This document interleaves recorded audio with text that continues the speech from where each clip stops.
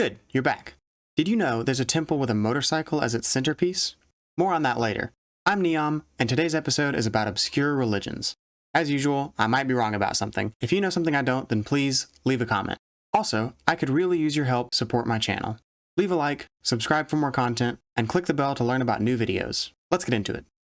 The Raelian Movement, also known as Raelism, was founded in 1973 by French race car driver Claude Vorilhon.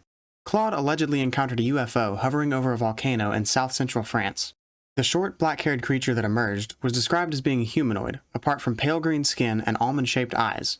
The alien imbued Claude with divinity, gave him a new name, Rael, which means ambassador, and commissioned him to spread the New Commandments, as well as the truth about the origin of mankind.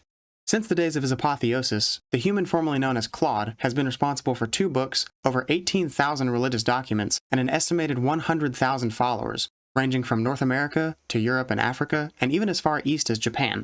They use the Bible as their primary source of scripture, but with some pretty unique takes on the meanings of certain passages. For instance, they believe that the flood was caused by nukes, and that Noah's Ark was a spacecraft, the Tower of Babel was a rocket, and the parting of the Red Sea was done by the use of a high-tech repulsion beam. The technology responsible for these feats was stolen by mankind, thus calling down the wrath of the alien race, who call themselves the Elohim. But by joining the Raelian movement and submitting to their doctrine, followers will be saved from the nuclear apocalypse at the end of time, whereupon you'll be cloned from a piece of bone from your forehead, and your soul will be transferred to the new body, to live with the Elohim on their home planet. Woodism. Like you, when I first heard the name, I assumed it was going to involve trees and nature, or at least IKEA furniture. But the truth is even stranger. The religion is based around 1950s movie director Ed Wood, who directed horror movies such as Bride of the Monster and Bride and the Beast, the 2 of which are completely unrelated, apparently. The religion itself was founded in 1996 by Steve Galindo, who was, needless to say, a pretty big Woodhead. He found a fascination in Wood's movies and believed the themes and characters to be a depiction of perfect love and morality, and Woodians or Woodites, as they call themselves on the official forums page, basically just try to lead generous, loving, moral lives, as shown on TV at least. There isn't a whole lot more information about their history and beliefs that I could find, but they do have an official website, link in the description, which is just weird. Really weird. Universe people. Honestly, who comes up with these names? They didn't even try as hard as the Woodites. Hey, did you ever come up with that name for our new religion like I asked you to? Oh, what? Yeah, of course I did. It's a universe people.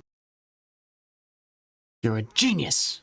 Universe people, also called the cosmic people of light powers, were founded in the 1990s by a Slovakian by the name of Ivo A. Benda, who might just have been on a bit of a benda when this idea came to him. The universe people believe that there's a fleet of alien spaceships commanded by the general known as Ashtar that regularly orbits Earth, looking for opportunities to help and waiting for doomsday to transport their followers off-planet. Followers are known for their desire to abolish all forms of media, as well as for their refusal to acknowledge the existence of legal tender, and copyrights for some reason. Their practices can be summed up in 4 simple rules. Eat healthy, be kind, take care of the planet, and most importantly, don't get chipped. Seriously, this phrase is all over their website, which can be found in the description right below the subscribe button, which is right below the like button. The universe people tend to be a very paranoid group, whose biggest concern is having microchips implanted into them by pretty much everyone and everything.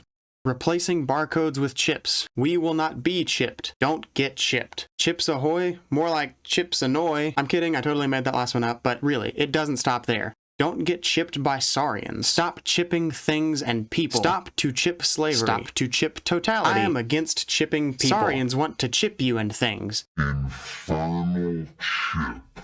This website is even stranger than the Woodism one, but I wouldn't recommend visiting it unless you want to have a seizure, because their color scheme could blind an eyeless, wide-mouthed blind cat from 100 yards. Church of Euthanasia. Yeah, so basically this one is about loving each other and saving the planet, sharing your crops or whatever. No. This one is about exactly what it sounds like. The founder is even quoted as saying that it's the only anti-human religion. Some of their values include antinatalism, which is the abstinence of procreation, absurdism, which is the idea that the world lacks meaning and that human existence is absurd, and misanthropy, which is the general hatred, dislike, distrust, or contempt for the human species, human behavior, and human nature. Some of their favorite sayings include, human extinction while we still can, and save the planet. Kill yourself. And those are the tamest ones. If I read the rest of them, it would probably get my channel deleted. At this point in my research, I was so repulsed and disgusted with what I was reading that I had decided not to include this in the video at all. But then I thought, you know what, I've already done the research, and unfortunately, I can't unread any of it, so I might as well warn people. If you decide to research this topic yourself and you come across the Church of Euthanasia, don't even touch it. I barely skimmed the surface of what can be found about this religion because I can barely stand talking about it, but take my word for it, this is not the youth group you want to be in. And now, I'm going to go shower for about 6 hours. Bullet Baba. On December 3rd, 1988, Om Singh Rathore was driving his Royal Enfield, or bullet motorcycle, near the city of Jodhpur, India, when he lost control, hit a tree, and was launched 20 feet, where he died on impact. He was discovered the following day, and his bike was transported to the local police station. Soon after, the police found that the motorcycle had gone missing, only to turn up back at the crash site. They brought it back to the station and emptied the tank. Once again, the bike vanished, returning to the location of the incident. Fearing occult forces, they gave it back to the family, who quickly sold it to a man in Gujarat, which, by the way, is like 350 miles away. To their shock, the bike found its way once more to where the wreck happened. The story spread quickly, and people from all over India began regarding the bike and its deceased owner as deities. A temple was erected around the now encased motorcycle, where travelers would pray for safe journeys and other miscellaneous favors. Many claim that road accidents have seen a dramatic decrease since the temple was erected.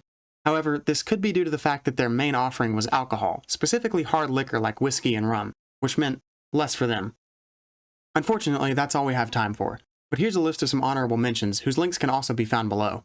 If you found this video interesting, leave a like, subscribe for more content, click the bell to learn with me, and comment what you want to learn about next. I'm Neom, and I'll see you next time.